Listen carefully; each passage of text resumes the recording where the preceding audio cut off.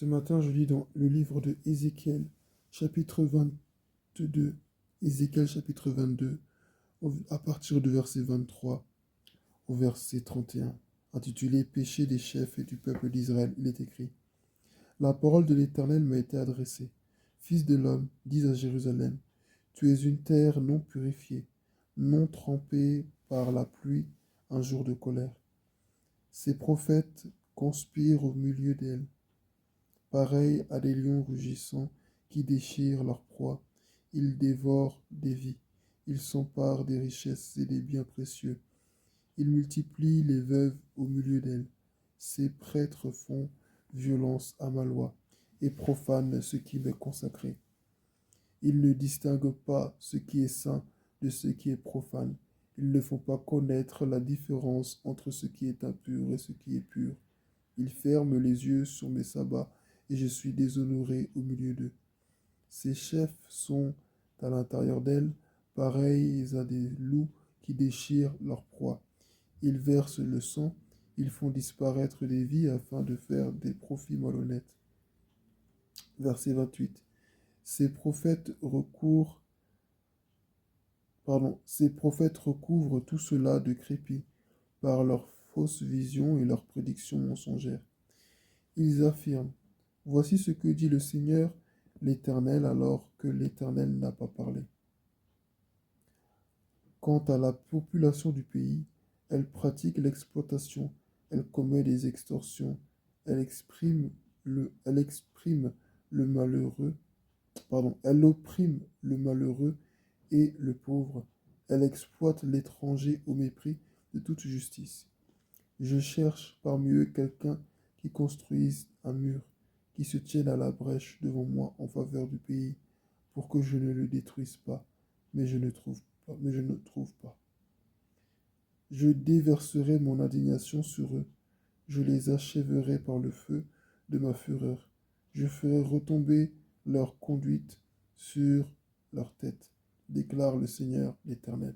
Amen. Amen. Nous avons beaucoup vu ce verset où le Seigneur dit qu'il cherche quelqu'un qui construise un mur, qui se tienne à la brèche devant moi en faveur du pays, pour que je ne le détruise pas, mais je ne trouve pas.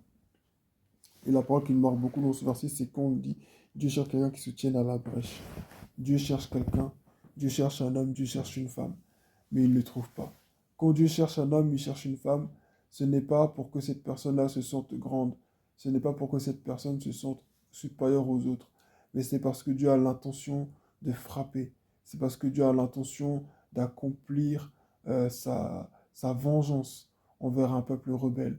C'est parce que Dieu a l'intention de traiter un peuple, une communauté, un groupe de personnes ou même un individu en particulier euh, en fonction du péché qui a été commis. Mais Dieu cherche quelqu'un qui va venir plaider en sa faveur. Dieu cherche un avocat qui se lèvera. C'est vrai que notre avocat, c'est Christ, mais ce qui fait la caractéristique de Christ en tant qu'avocat, ce qui fait qu'on peut le reconnaître comme tel, c'est parce que là, il nous dit aussi qu'il intercède en notre faveur auprès du Père. Amen.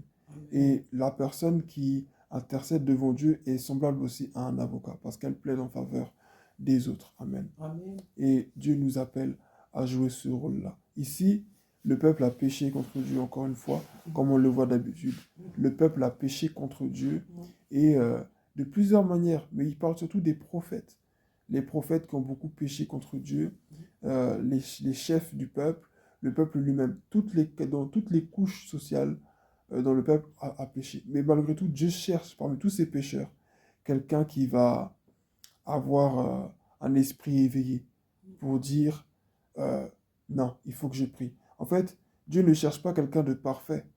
Dieu cherche justement un pécheur parmi les pécheurs qui se lèvera et qui priera, qui dira: Seigneur, me voici, je reconnais que j'ai péché, mon peuple et moi nous avons péché, et péché de nous. Et pendant que je dis ce passage, ça m'a rappelé le célèbre verset dans le livre d'Exode où il dit, je pense dans le livre d'Exode ou de Lévitique, je ne sais plus, où il dit non, pardon, c'est avec Salomon, pardon, que le Seigneur en parle, où il dit: Si mon peuple sur qui est invoqué mon nom s'humilie et prie, cherche ma face et se détourne de ses mauvaises voies, je l'exaucerai des cieux, je pardonnerai son péché, j'effacerai ses fautes, et je guérirai son pays. Amen.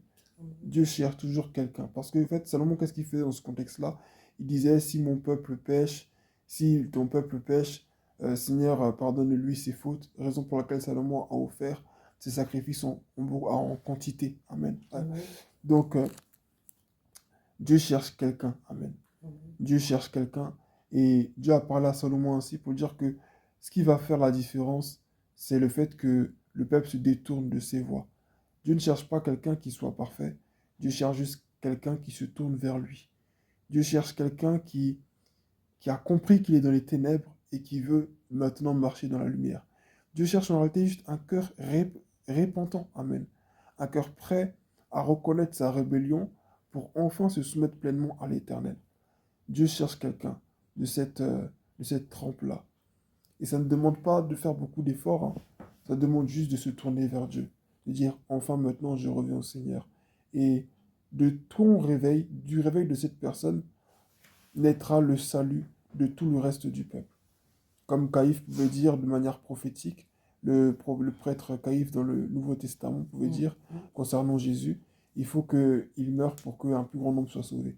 Et c'est ça en fait, l'âne intercesseur.